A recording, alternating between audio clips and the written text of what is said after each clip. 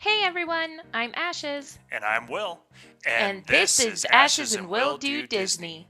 Each week, one of us will tell the other the history, facts, and stories behind the rides and attractions of Disney that have made special memories for generations. Keep in mind that Ashes and Will Do Disney is not affiliated with or employed by the Walt Disney Company, and our views and opinions do not reflect theirs. Now it's time to sit back, relax, and put on your ears because it's time for Ashes and Will Do Disney.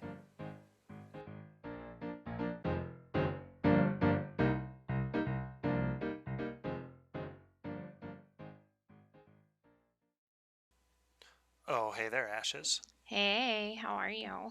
Doing all right. How are you? I'm sore.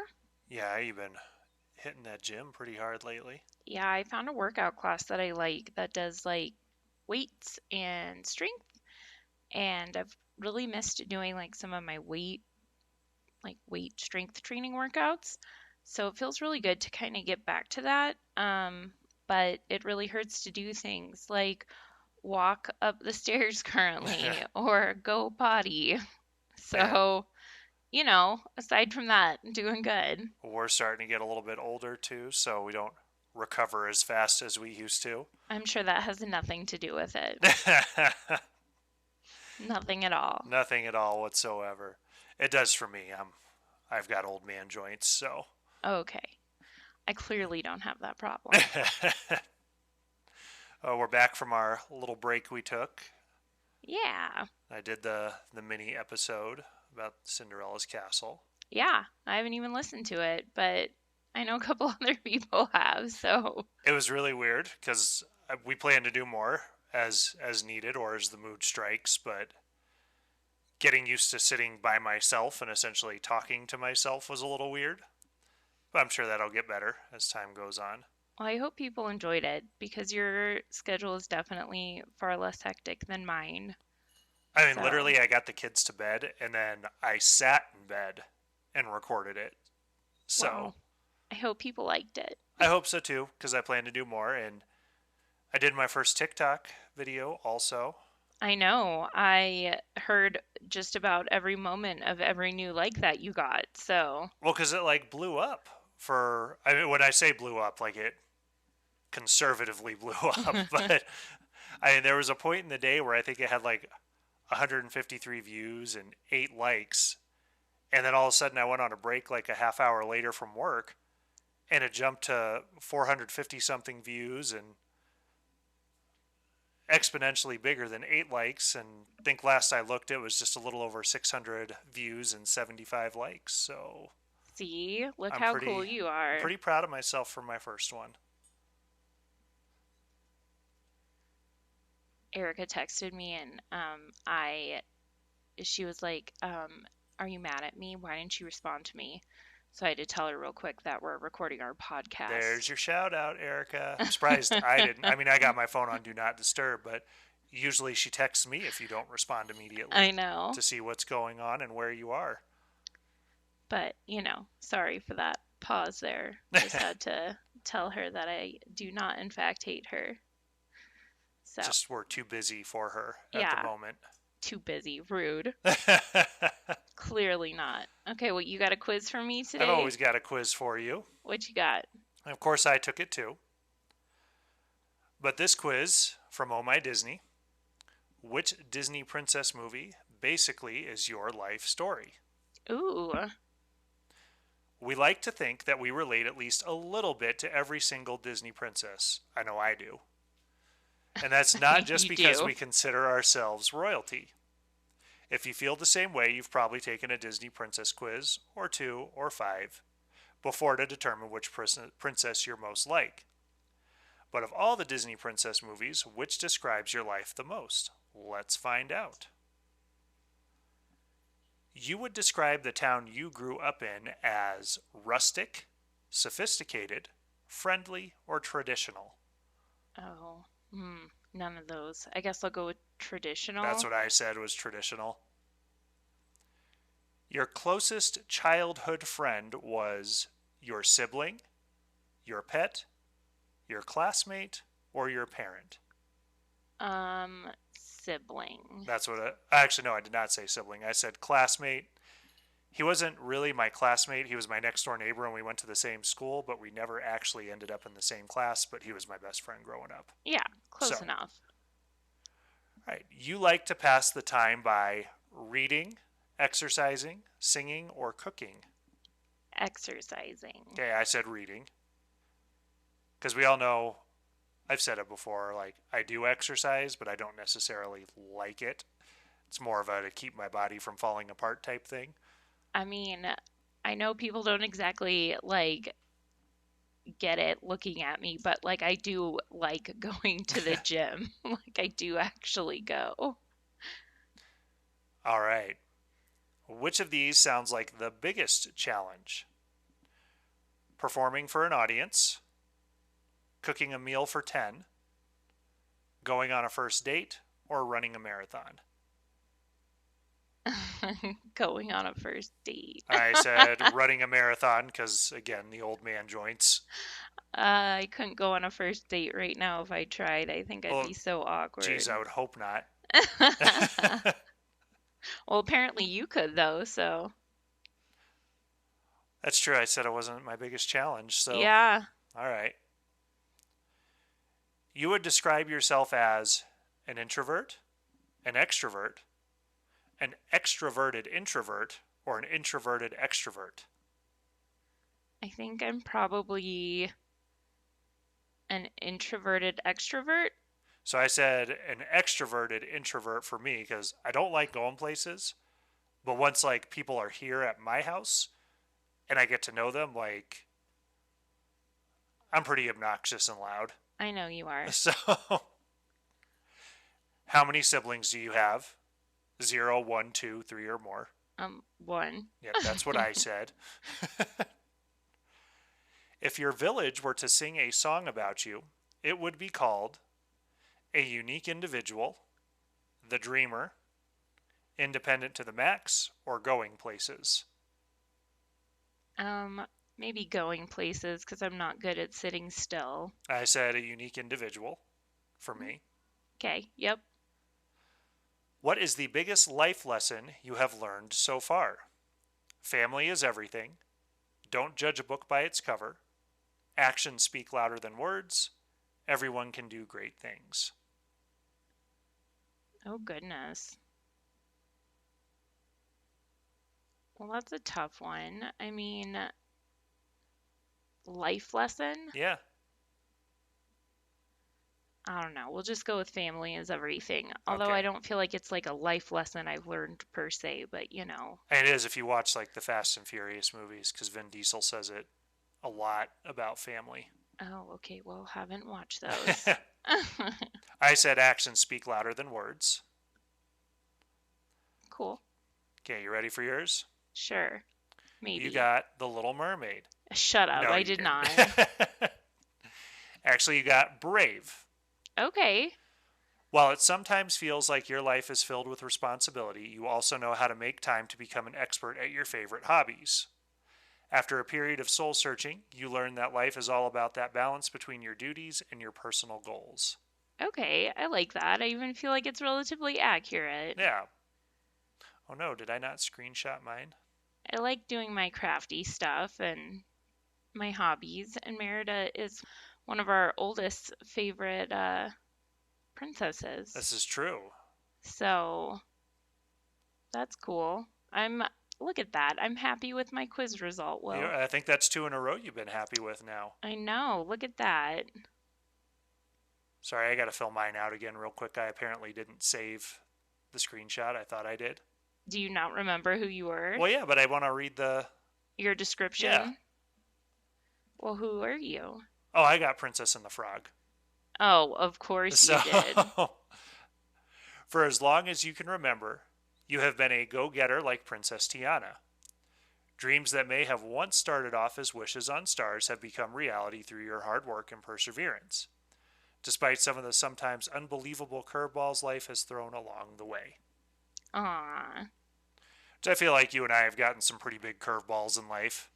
I mean, we've definitely gotten a few. So, For but sure. I was just happy that it was Princess and the Frog. Of course, that's literally, it could have said pretty much almost anything, and you would have been like, yeah, Princess and the Frog. That's right. What do you got for me this week? Okay, so I just had to do what all the cool kids were doing this week, Will. What all the cool kids are? Encanto? I did pick Encanto this week. All right. So it has been huge. To I, say the to least. say the least, okay? This movie kind of took me by surprise Me too. because I was not expecting to like completely and utterly fall in love with this movie. Yeah. I was shocked. Like, I just kind of expected it to be a movie that like I watched and I was like, yep, that was cute, whatevs, like go about my day, Mm-hmm. sort of thing. Because all the past few movies that we've watched, that's kind of how I felt. Like, Moana was probably like the last like one that I really was like, cool, let's watch that like more than once. You're also just terrible at watching movies, I though. am also terrible at watching movies. This is very true. So, the fact that after watching Encanto the first time, I then proceeded to watch it every day for like the next week, and Yeah. I feel like says a lot. So, first of all, if you haven't watched Encanto, Do it. like, I mean, there will be spoilers. And B, what is wrong with you? Go watch Encanto.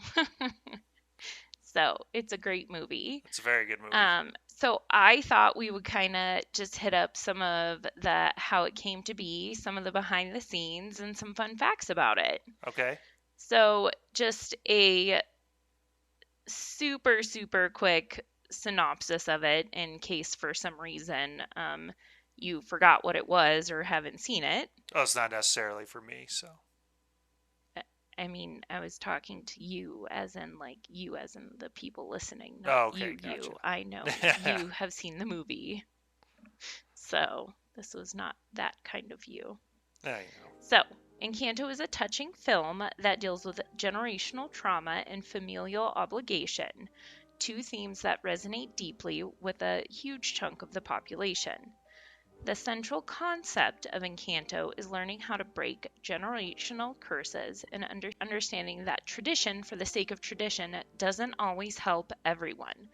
Progress is important, change is good, and not talking about the problems in your life do not magically make them go away. So there are so many things right there that I feel like just hit us specifically, like hit me right in the core of who I am. Like, Yeah. just saying that, like, tradition for the sake of tradition does not always help everyone. Yeah. Like, I want to shout that from the rooftops. And progress is important, change is good, and like to make a movie about that, I just love, absolutely love. Yeah. And I feel like so many people in our generation have some sort of generational trauma Mm-hmm. in one way or another that it's just a movie that so many people can relate to. Yeah. So I don't know, it's just such a great movie. Something else to note is the lack of the archetypical villain. Yes. So, Which I think is why I like the movie so much, is because it's not a traditional hero versus villain movie. it's not, and I love it. Although I've definitely seen people online try to turn different characters into the villain. There's antagonists, but there's not villains. No, there's There's a not very a big villain. difference between an antagonist and a villain. And you'll even see like the directors, like they try to be like, well, Abuela was the villain. But She wasn't a villain. She was an antagonist. yes. But she's not a villain. She's not out there to be diabolical, and she doesn't have revenge on her mind. Yep, but interviews with the directors, they've even gone into details talking about, they very specifically put that scene in towards the end where you learn about Abuela and her husband, Yeah. And how they fell in love and, them leaving and fleeing and just that whole story, that whole background story about how Abuela became Abuela and how Yeah. she became who she is. Just to give that understanding, to kind of show who she is as a person and why, so people could relate to her more and have more understanding of who she is, and Mm-hmm. to make it so she wasn't the villain. I've also seen people try to be like, Dolores is the villain. Dolores? Who Yes. can hear? Yes. What's the logic behind that? Because she could hear Bruno the whole time. So therefore, she didn't say, like, yo, Bruno's in the walls, So that made her a villain? apparently.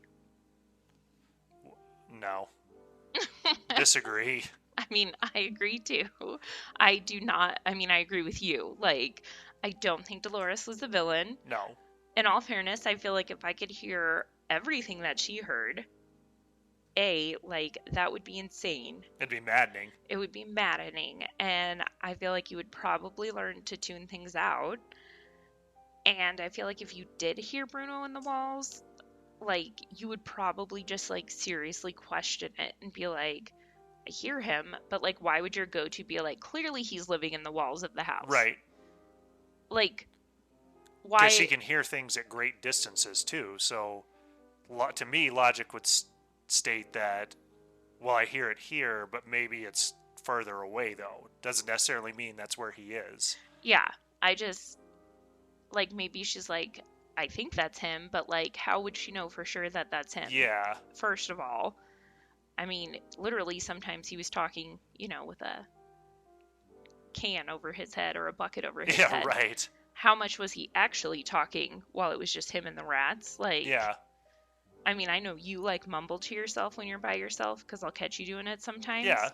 But, like, I very rarely ever talk to myself out loud when I'm by myself. Yeah.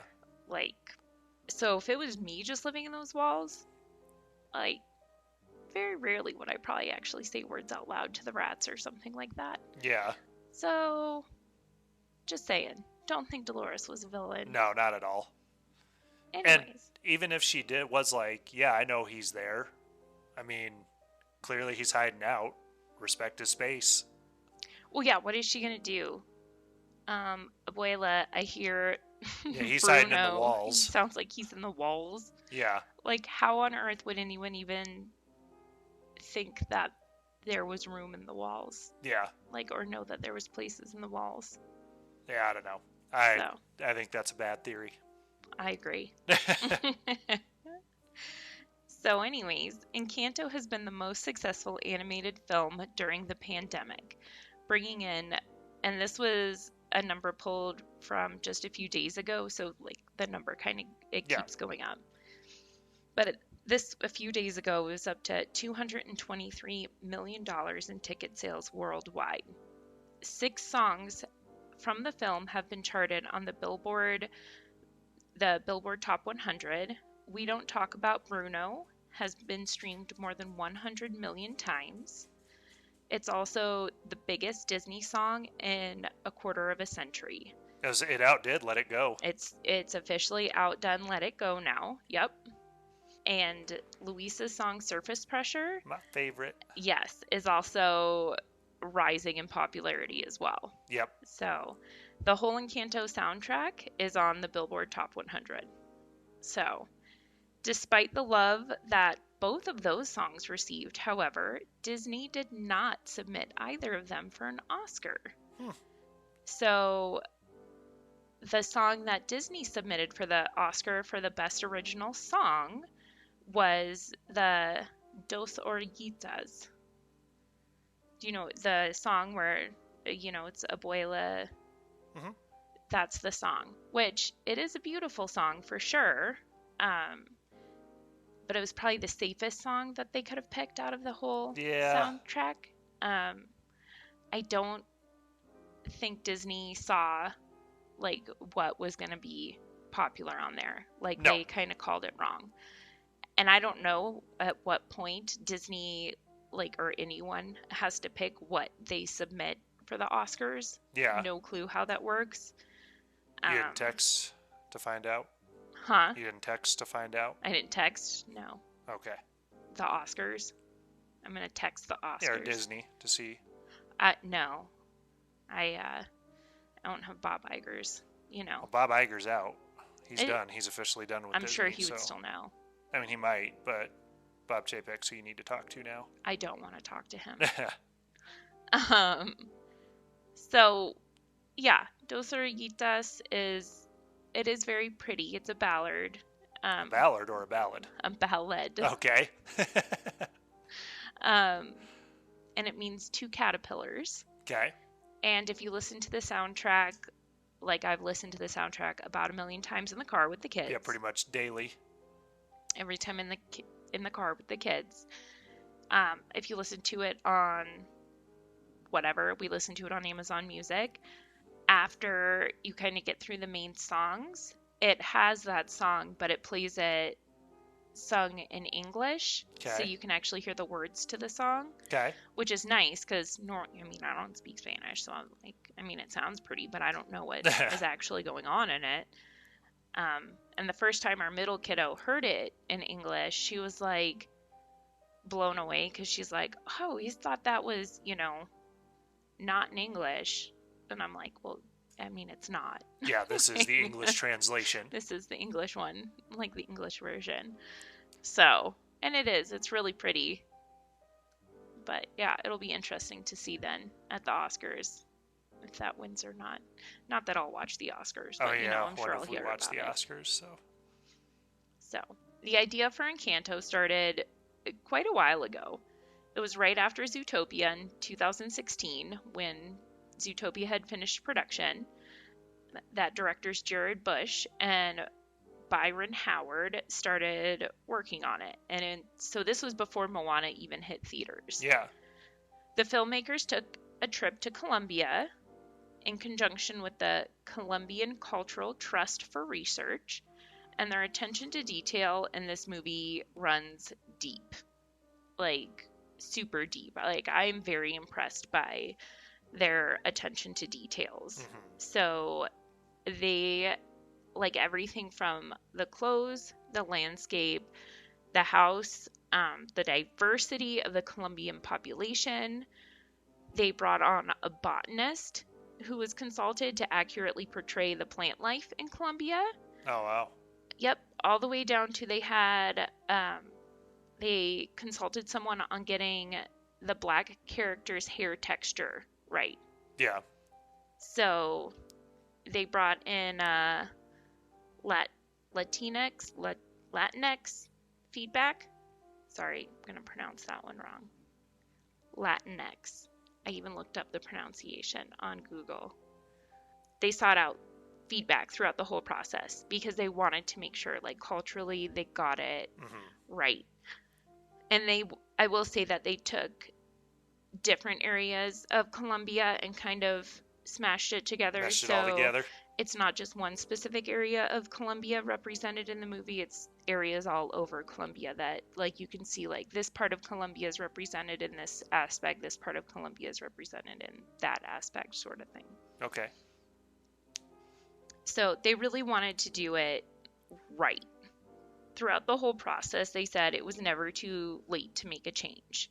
One of the coolest things they were able to experience were the places of magic called Encantos, hence the movie name. So when they were down there, that's what they experienced, were these Encantos. These Encantos are all over Latin America, usually in areas of natural wonder. And our friends in Colombia told us that magic happens in these places, and always has.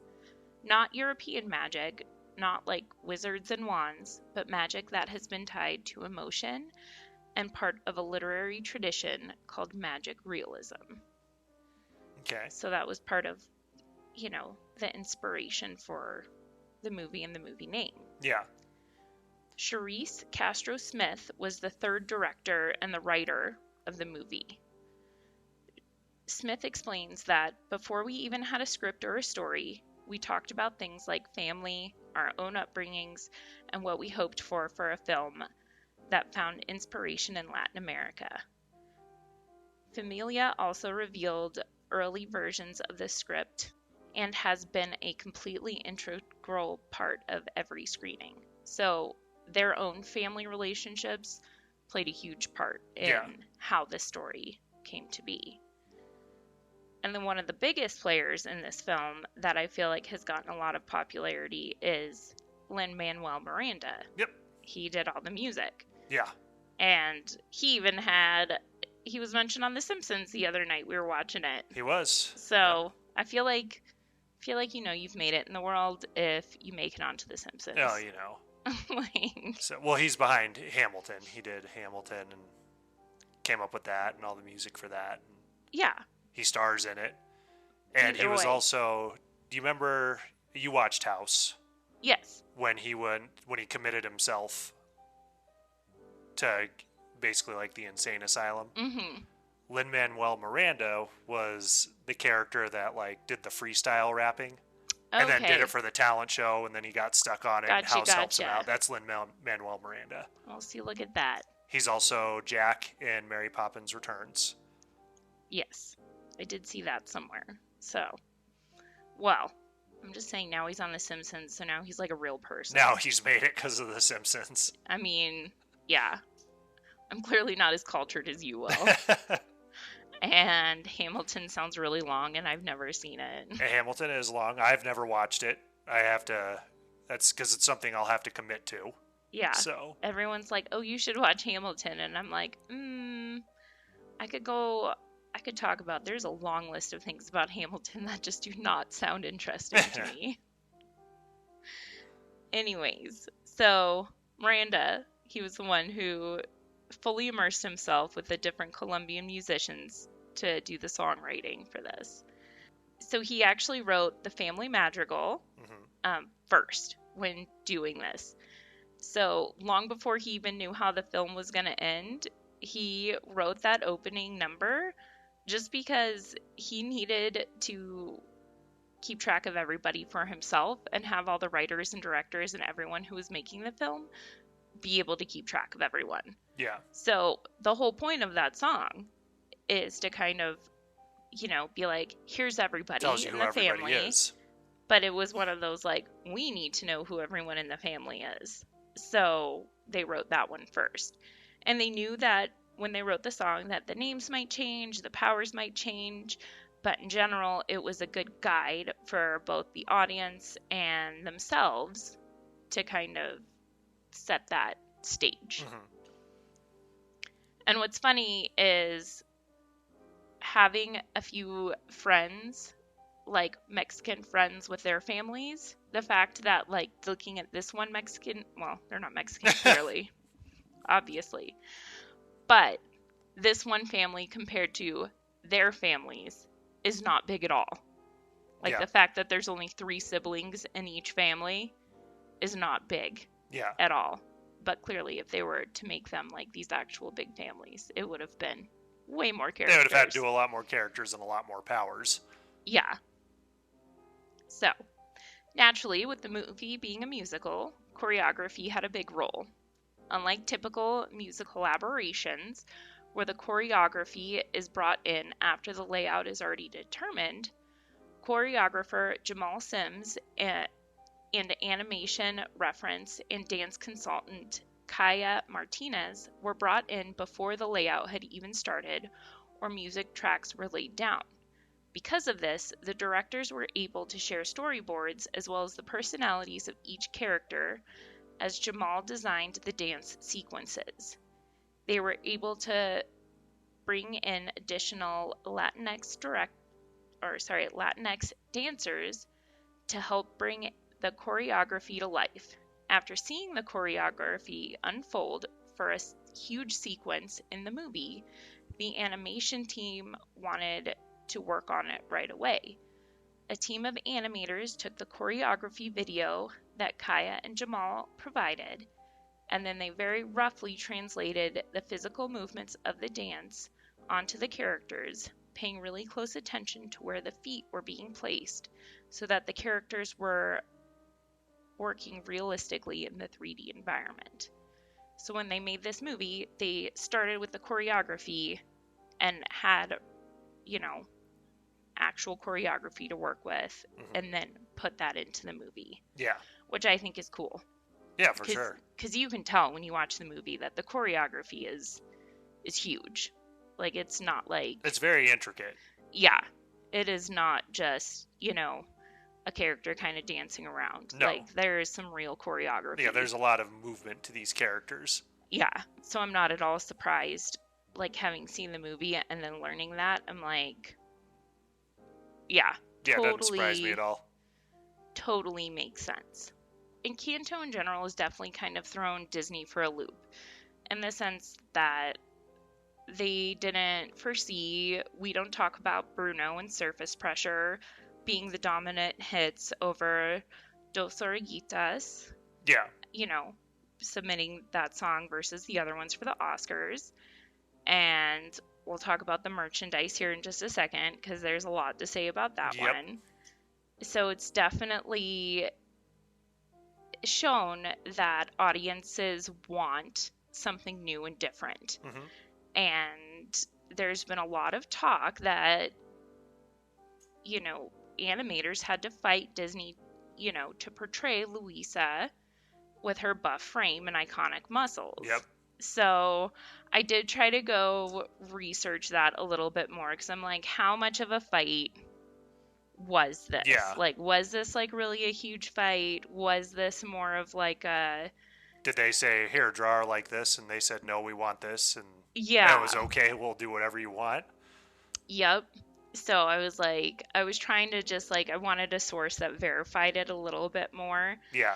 And so from what I can tell, the only thing I found that really kind of verified it was a tweet from one of the animators who worked on the film. I did find his name in one source, but then one source says that he has then since like taken it down and like kind of turned off his account. So I'm not going to mention his name just because he has taken it down elsewhere, and I don't want to, I don't know who he is, so it doesn't really matter much to me.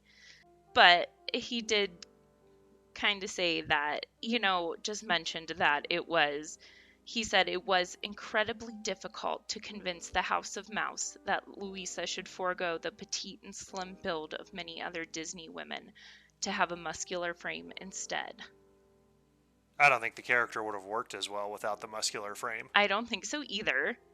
And so that was it. Like, it was the one tweet that said it was incredibly difficult. Okay. So I don't know. Again, what does that mean? What does that mean?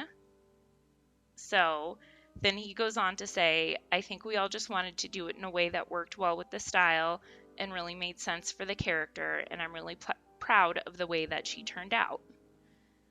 The entire team was just so awesome. I just pushed buttons in the right order. So he was just trying to make sure that it turned out good. Yeah. So again, I would like to think that like it wasn't that hard that big of a deal, yeah. But maybe there was I'm sure there was a little bit of a pushback, because this is pushing the boundaries of what is normal. That's I not guess. The normal character stance. So in that right, you would take a trip over to Disney's, website to try to go look at some of the merchandise, and it's definitely pretty telling of what Disney thought their moneymaker was going to be. Because you could find, obviously, a lot of Mirabelle. Well, she's the main character, so of course. Lead character, totally expect that. However, you then see some Antonio stuff, and the only Antonio-specific stuff is really just a little treehouse playset. Yeah. And then most of the other stuff is all the Isabella. It's Isabella, yep. Yep. And she has a garden room playset, a hair doll, makeup, jewelry, and then for the rest of the Madrigal family, you have to purchase like a whole like family unit. Yeah, because I saw to get a Louisa figure, you have to buy it in like a set of 3 with Isabel and Mirabelle. Mm-hmm. It's not individual. So Disney thought that Isabella was going to be the big money maker. And I'm going to say, I did not like her till the very end. of the movie. And once she like loosened up a bit. Yeah, I was watching the movie and I was like, I'm pretty sure I hate this girl. Like, gonna throw her out the window. Well, and even Mirabelle, when she saw the prophecy, again, there's spoilers in this episode, so I'll Oh, post yeah. that in the beginning here too when I put it up that there's spoilers. But when Bruno shows that, oh, you fix the magic with a hug, and she sees she's got to hug Isabella, at first she's like, I'm not doing that. Like, Yeah. Well, and just like, because she's treated so horribly by her. oh, yeah. And just that even in, yeah, like her prophecy, it's like Bruno said that, you know, basically like she was going to get everything she wanted. Yeah. You know, it's just so. She was obnoxious until the end. And then by the end, I was like, okay, you're not that bad. Yeah, when she loosened up a bit and let Yeah. go a little bit. Yep. But you couldn't find anything for Louisa on Shop Disney. Nothing. And our middle one loves Louisa. That's what she wants. She wants a Louisa doll. Yep.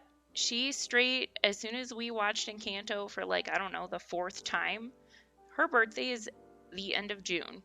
And the end of December, she's sitting there saying, I want an Encanto birthday party. Yep. And I want a Louisa stuffy. Yep. Like, straight up. And there is no Louisa anything. No. Now, I'm sure Disney's like, oh crap, and they're working on it. Start cranking it out, yeah. Yeah, but... because that's what people want. That's what the kids want. Yeah, they definitely called it wrong. They absolutely called it wrong, which is kind of surprising. Yeah. Especially because the movies are not what bring in money. It's the merchandise. It's the merchandise. The movies are basically the advertisement for new merchandise. Exactly. And, I mean, I'm not going to lie, I was disappointed when I went on Shop Disney. Because I fell in love with this movie, and I was like, cool, let me go throw more dollars at you. And I'm like, makeup? Yeah. Like, what? Yep. It's like they tried to keep it as a princess movie when it's not really a princess movie.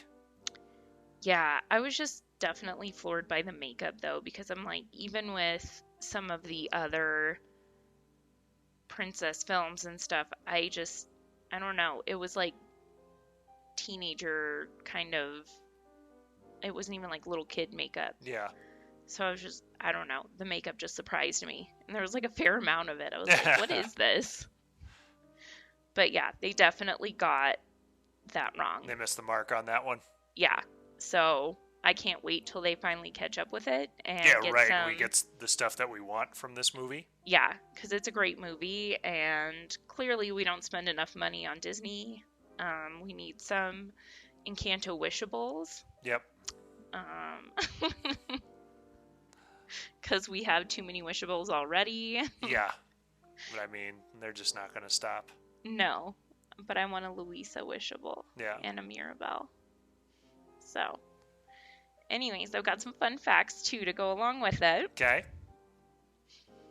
So, Camilo's name is a reference to chameleons. Yep. Because, you know, he changes. That. So he has chameleons on his clothing, which is tying to his shape-shifting powers. And he was also named after Camilo Garcia, a tour guide who escorted Disney staff around Colombia. Oh, nice. So, also, I loved Camilo. He was such a great character. Yeah, and so people have talked on our Ashes and Will Do Disney Facebook page when we were talking about the movie. And a lot of people feel like that side of the family got a lot of useless powers. But I disagree, especially with his shape-shifting, because they show it in the beginning in the opening number. There's an exhausted mom who's like got a crying baby, and so he goes and lets her lay down, and he shapeshifts to look like her, so that way the baby will let him hold the baby and calm it down. So it's not a useless power. Like, he's a teenage boy, so he's dumb and he's mischievous with it. Yeah. But he also is putting it to good use. Yeah, I can see that.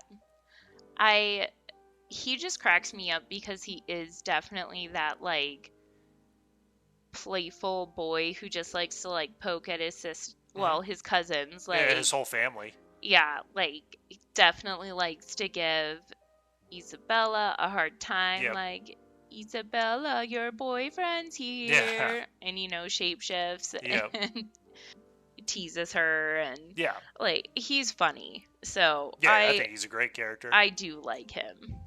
So Mirabelle is the first main Disney animated female character to wear glasses.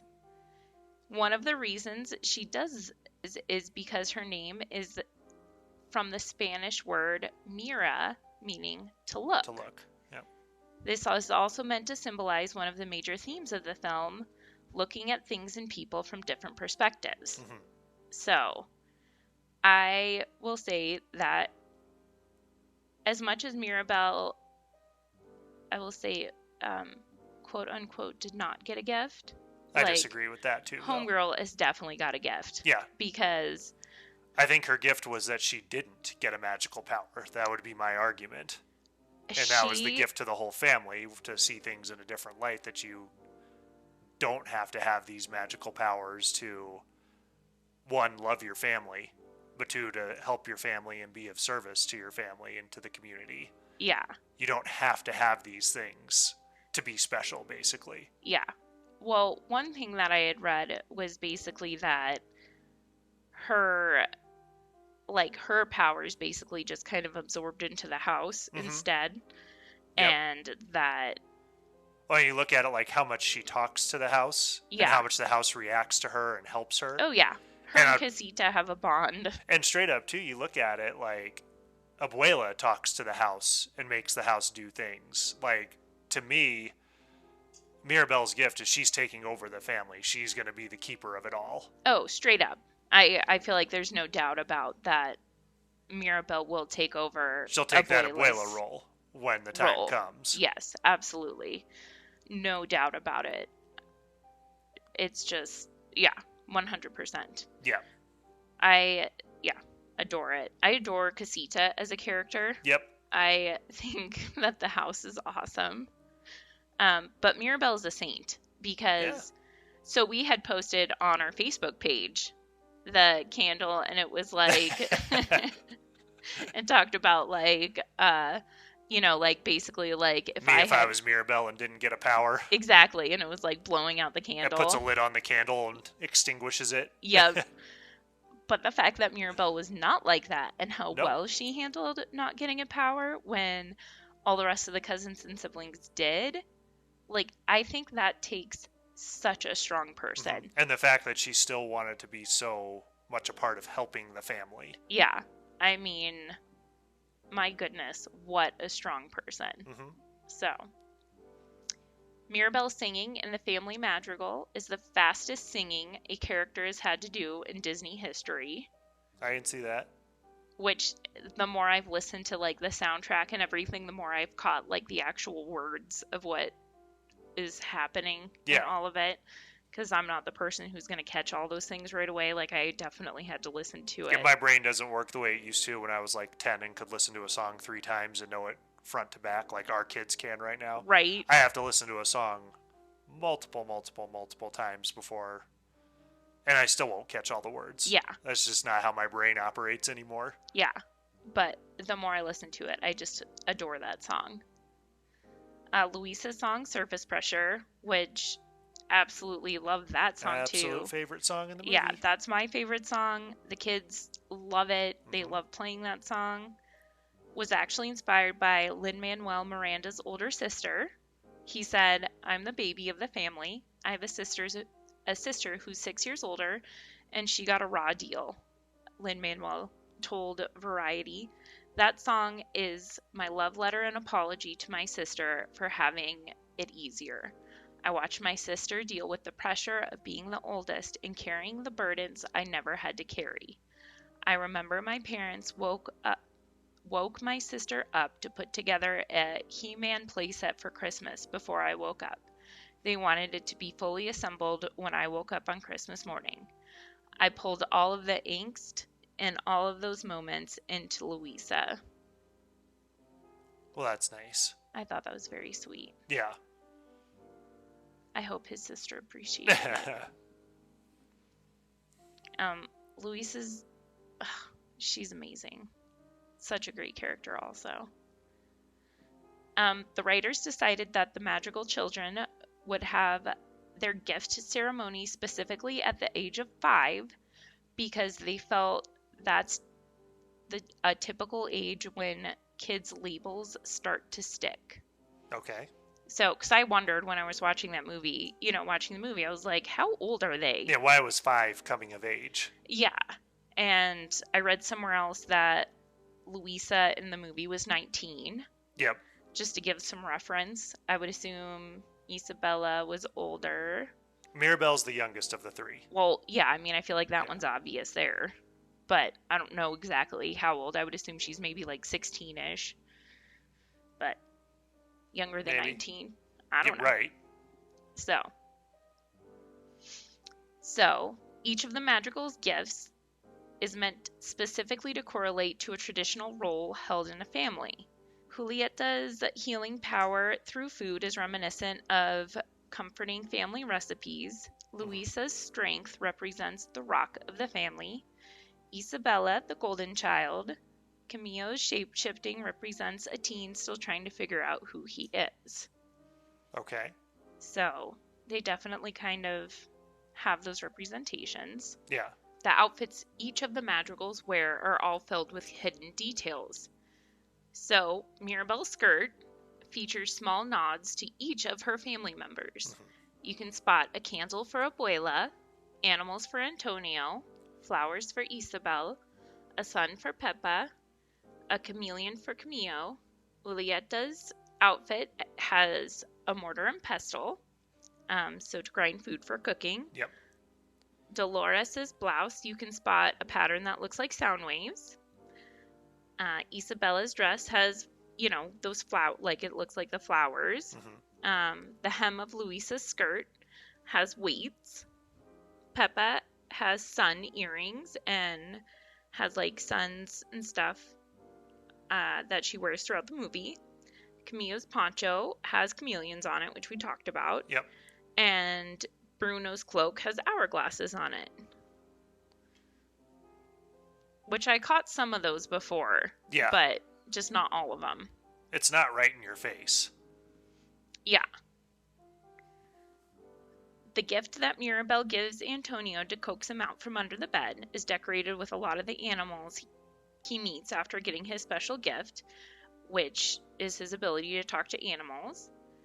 A lot of this kind of like that, and the fact that Mirabelle kind of has that premonition, definitely kind of, it's as if Mirabelle can also see into the future, kind of like Bruno. Yeah. So between her gift giving, the premonitions, stuff like that, while she doesn't specifically have a gift, like, there is no doubt that Mirabelle is gifted. Yeah.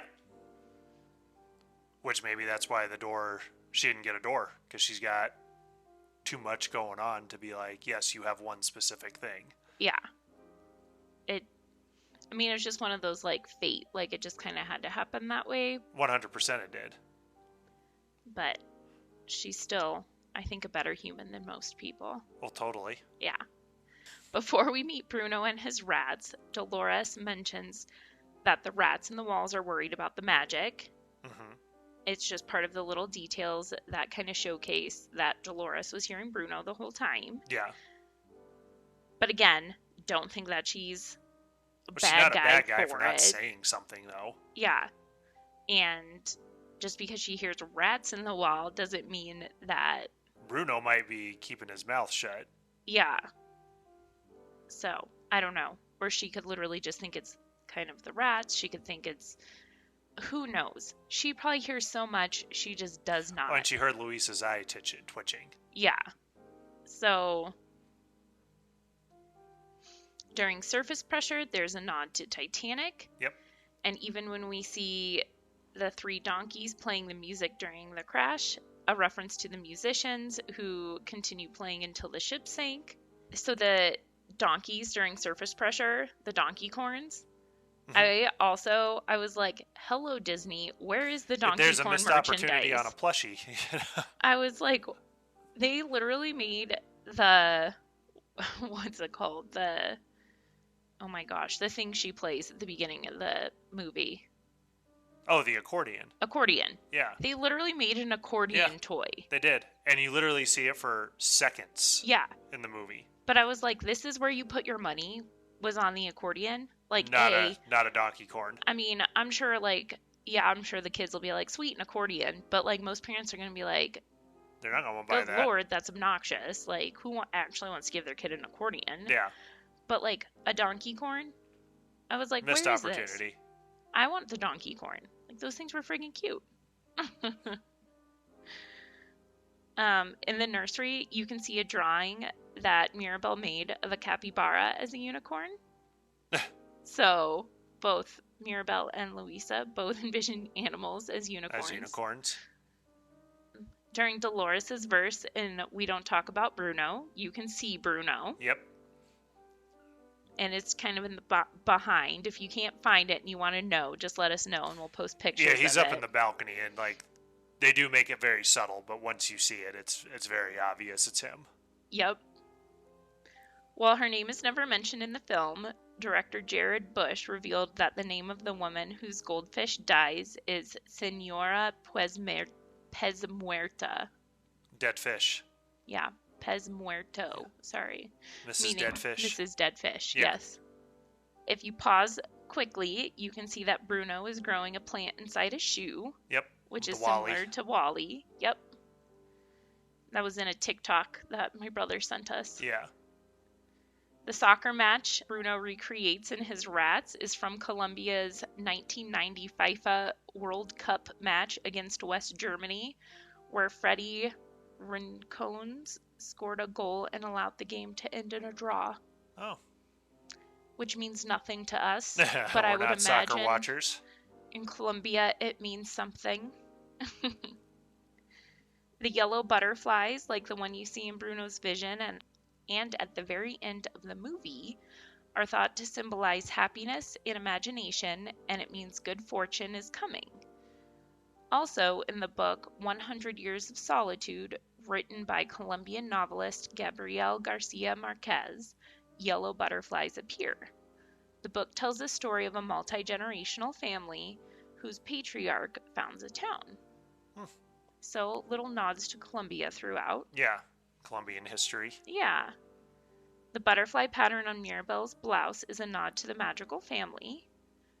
Not only do butterflies appear throughout Casita, but there's also one on the candle.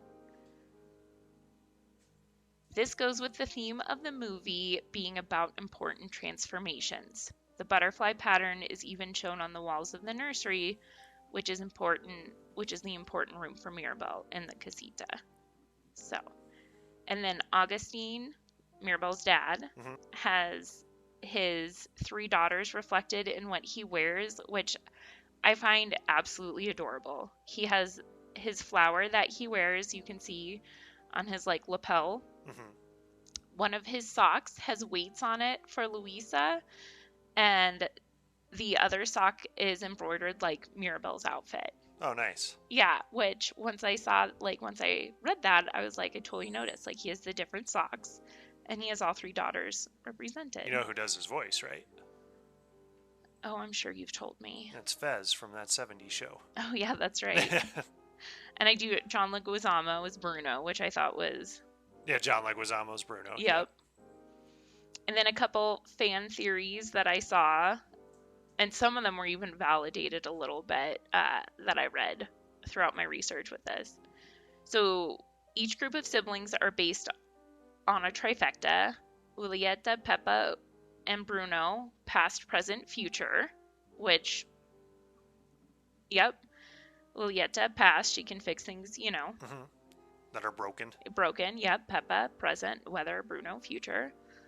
Dolores, Camilo, Antonio, hear, see, speak no evil. Okay. Yep.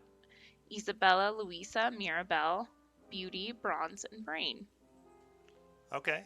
Which I thought that was kind of neat.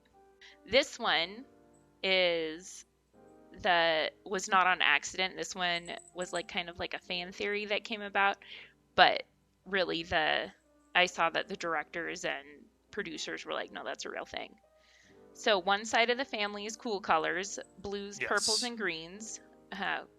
Julieta, Luisa, Isabella, Mirabel. One side is warm colors, reds, orange, yellows, Peppa, Camilo, Antonio, Dolores. And then Bruno is green, and then Abuela is purple. Mm-hmm. And really that was just so they too could kind of keep everyone straight. Yeah. So Luisa has the gift of super strength, right? So she can literally move mountains, churches. However, her gift is one of the first to wither away. This is because Luisa's gift is overexploited, hence why her little sister Mirabel didn't receive a gift. I don't know if that's why Mirabel I don't know didn't that that's receive why a she didn't gift. receive a gift, but like that makes sense of why hers is the first to like start withering away because yeah, it is overexploited. Yeah, Hence the song Surface Pressure. yeah. It's absolutely like it's overused for sure. Yeah. And it's so, like, I think she is so powerful that like she can feel those differences. Yeah, and like the big thing with the Surface Pressure song, the whole theme of that song is just give it to your sister. Yeah. Everybody's giving it to her because she can handle more. Yep. The only other magical to not have a gift is Abuela, but she brings out the best in everyone like Mirabel does. So Mirabel is the one who's going to take Abuela's place as the head of the family Which when is what I said Abuela earlier. passes away. They're the keepers of the magic. They don't have powers themselves, but their gift is they're the keepers of it. Yep. Although, I mean, I'll say that Augustine or Augusta, whatever. Mirabel's dad. Yeah. And Felix, her Tio. They don't have powers. Well, that's because they're not madrigals. Well, I know. They married into the family and took the into madrigal name. They are madrigals by blood. Yeah. Last is Mirabel's green glasses could be seen as a nod to Bruno, who wears green and whose eyes turn green when he sees visions of the future. Both Mirabel and Bruno are seen as outcasts in the family. Mm-hmm. So, I do kind of like that Bruno and Mirabel kind of have, I don't know, like a special little bond. Yeah. I think it's cute. And then, to end it all, I have a little quiz for you. Okay. So, everyone has an Encanto character that matches their personality. Who's yours? Okay. First, how would your friends describe you?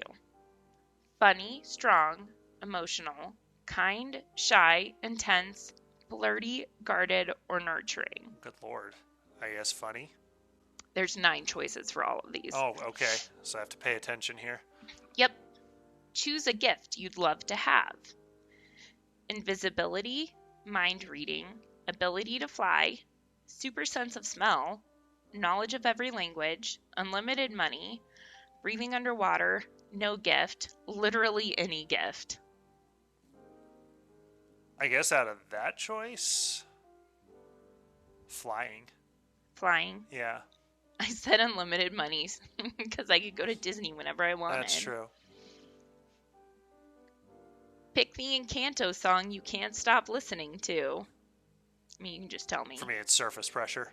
That's what I said.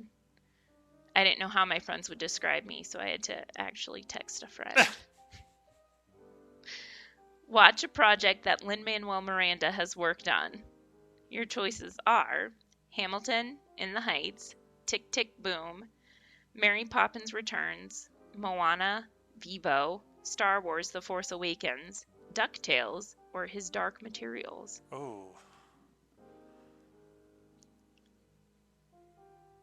Oh, man. I know, that's a hard one for you. I think I'm going to go some DuckTales. That's kind of what I thought for you. I mean, I picked Moana because... Yeah, I figured you picked Moana. It was going to be DuckTales or Mary Poppins, but I think DuckTales is going to eke out that win.